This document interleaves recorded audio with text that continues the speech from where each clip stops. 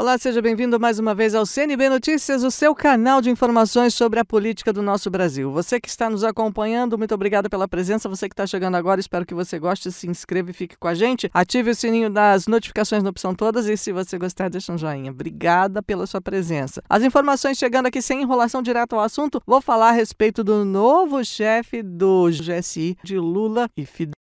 Vou contar para você, se você não sabe ainda, que o assessor de longa data de Flávio Dino, Ricardo Capelli, não tem formação na área de segurança pública e era discípulo de Fidel, fã número 1 do ditador. Pois é, ele é jornalista e ex-presidente da União Nacional dos Estudantes, a UNE, que ficou muito famosa muitos anos atrás pelos seus protestos diante do governo. Ricardo Capelli, assessor de longa data do ministro da Justiça Flávio Dino, foi escolhido pelo presidente Lula como ministro-chefe do Gabinete de Segurança Institucional, GSI, no lugar do derrubado Gonçalves Dias. Secretário Nacional de Justiça, o número 2 do ministro Dino, Capelli, ocupará o cargo interinamente. Interinamente significa por enquanto. Então, se eu disser para você que é interinamente por enquanto, vai ser redundante. Mas eu acho que o termo interinamente será por enquanto e acaba que ele fica, entendeu? Não sei se expliquei direito. Segundo o governo, depois que o general da reserva, Gonçalves Dias, pediu demissão com toda a vontade do mundo, a gente sabe, abrindo uma crise no governo, eles tiveram que colocar o Capelli lá provisoriamente. No currículo do Capelli, que foi interventor de segurança pública no Distrito Federal, depois dos atos de 8 de janeiro, não consta nenhuma formação nas áreas de segurança ou inteligência, mas sim um fato peculiar. Na época de presidente da UNE, ele atuou para levar o então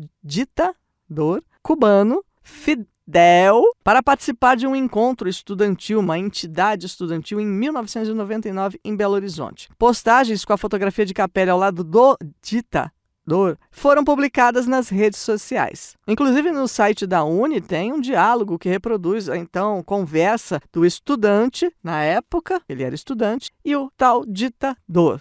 Capelli elogiou Fidel por aceitar participar do Congresso Estudantil e disse, abre aspas, esse episódio, na verdade, demonstra a grandeza e a sensibilidade de uma pessoa que foi um dos principais personagens do século XX, fecha aspas. Isso é só para você ter uma noção de quem ficou no cargo no GSI agora, que vai cuidar da segurança desse órgão. Mas vamos aqui às outras informações, porque aqui tem muita. Isso é para você ver quem ficou no lugar do Gonçalves Dias. A gente deixa para você aqui as informações para que você vá processando e analisando tudo. O Gonçalves Dias passou quase 5 horas depondo a Polícia Federal e saiu pelo subsolo, saiu de fininho. A oitiva foi determinada pelo ministro do Supremo Tribunal Federal, Alexandre de Moraes. Ele entrou e saiu pelo subsolo da Polícia Federal sem dar declarações à imprensa. Segundo informações, as questões seriam a respeito de ele não ter reagido aos ataques, saberem a razão dele não ter reagido e também identificar os outros servidores que aparecem nas imagens. O conteúdo dessas 5 horas de conversa realmente é difícil da gente saber, até porque a gente tem que esperar vazar alguma coisa. Se vazar, aí a gente conta para você, porque senão eles não contam. O que eu tô sabendo, eu já conto já. O governo Lula tentou esconder as imagens do chefe do GSI de 8 de janeiro. Tentou sim, tá evidente isso. O gabinete chegou a classificar as gravações como reservadas, o que impediria o acesso ao material por 5 anos. Que foi feita toda uma manobra para que essas imagens não aparecessem e fossem mantidas em sigilo, a gente já sabe, a gente já conversou bastante sobre isso. Muita coisa já se falou que o governo não queria que essas imagens viessem à tona, não queria que elas aparecessem, não queria liberar, enfim, isso tudo a gente já sabe. O que eu vou te contar aqui é um pouquinho mais de detalhe a respeito de tudo isso.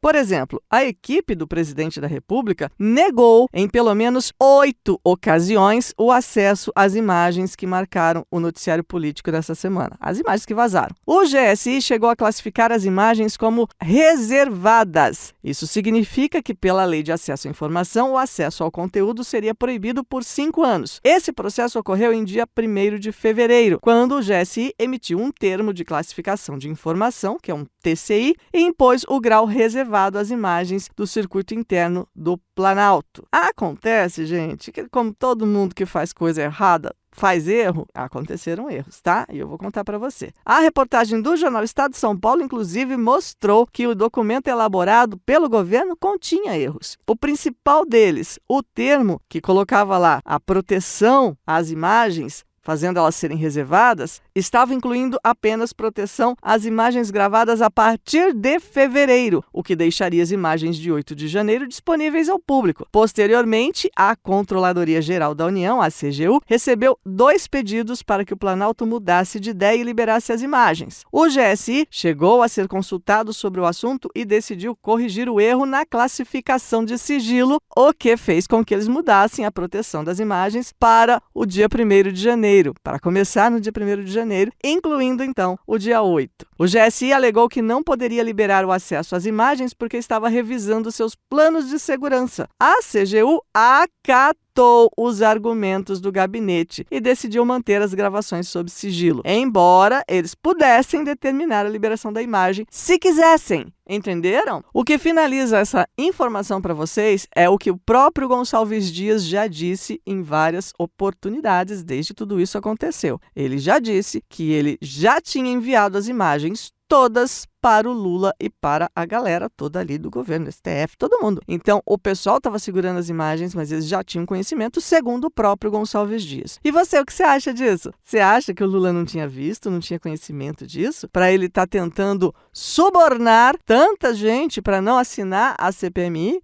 Agora, por um passe de mágica, a parte toda do governo que era contra a tal da CPMI ficou a favor. Inclusive, Randolfo Rodrigues andou se pronunciando daquela forma enérgica dele, falando bravo, porque ele fala assim para impor respeito. Tá? Mesmo que o que ele fale seja um monte de bobagem, ele fala daquele jeito para impor respeito. Então ele saiu falando agora que ele quer a CPI, o governo quer a CPI, que vão desmascarar os golpistas. Então, ele já está se pronunciando dessa maneira. Aliás, não só ele, como a maioria dos PS. Sabe o que é PS? Puxa saco.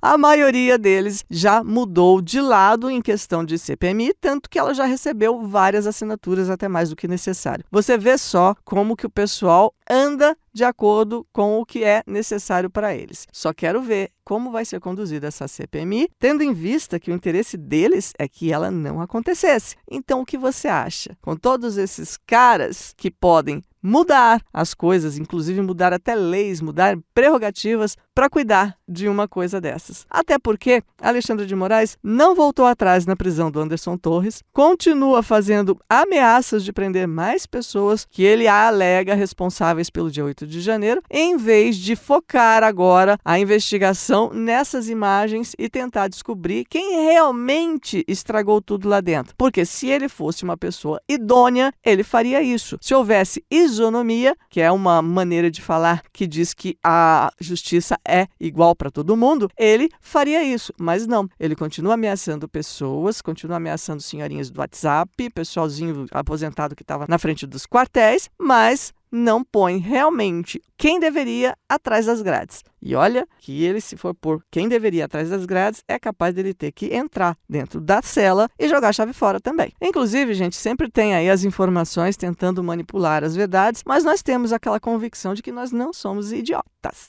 Por exemplo, no Globo saiu uma seguinte informação: ministros do STF veem como incompetência, mas não participação do ministro do GSI durante invasão do Planalto. Então a matéria fala que ele foi incompetente, que ele não fez o que deveria fazer, então vamos ser complacentes com ele, vamos passar um paninho para ele, porque ele foi incompetente, ele não foi permissivo, ele não é que ele permitiu, que ele participou, que ele estava lá junto com o pessoal, não, é que ele foi incompetente. Por outro lado, no mesmo discurso, na mesma maneira de tirar o seu da reta, a própria Narizinho já andou postando e outros partidários da esquerda falaram que, na verdade, a maioria da equipe de segurança que estava presente no local era remanescente do governo Bolsonaro e do general Heleno, que também era responsável. Então, essa galera do general Heleno e remanescentes do Bolsonaro, eles sim são culpados. Esses sim fizeram tudo errado. Mas o ministro que caiu, não.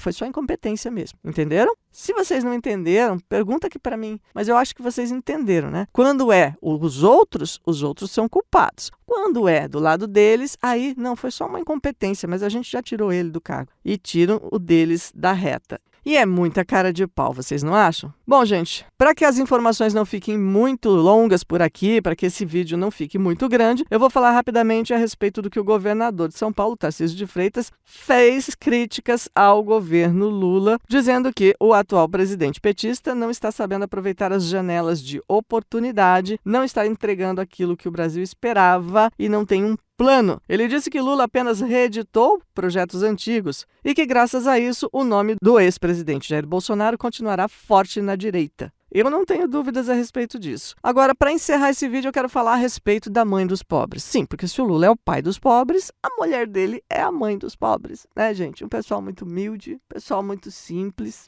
que vive com pouca coisa. E ele andou falando já aos quatro ventos, tem vídeos do Lula falando por aí que a classe média brasileira ostenta muito, que vive de uma maneira que nem na Europa se vive. Não sei se vocês já viram essas falas do Lula. Pois é. No entanto, eles chegaram em Lisboa, né? Partiram ontem do Brasil, chegaram em Lisboa. Já hoje, dia 21, sexta-feira, a Janja já foi visitar as lojas de Lisboa. Lá não é feriado. Então ela já foi visitar as lojas. Saiu do seu hotel, cuja diária custa mais de R$6.000, e foi verificar o que ela podia gastar do nosso dinheiro. Ela fez compras em uma loja masculina, deve ter comprado presentinho pro barbudo. Segundo informações, ela passou pelo menos 20 minutos na loja, depois saiu do local segurando uma sacola e foi pro hotel. Perguntaram se ela tinha comprado presente pro Lula, mas ela não respondeu. Segundo os curiosos presentes no local, as reportagens enxeridas foram lá apurar, segundo as fontes do governo, inclusive, Janja comprou uma gravata para Lula. Aí a pesquisa no site da loja, que é chique, que é de grife italiana, as gravatas custam em média €170, o que dá cerca de R$1.000. Uma gravatinha para o Lula, que é uma pessoa humilde e que não ostenta, porque a classe média brasileira ostenta demais. Ele falou isso. E eu quero saber a sua opinião, que eu vou embora antes que eu fale o que eu penso da criatura. Eu não posso falar, então até o próximo vídeo. Tchau, tchau.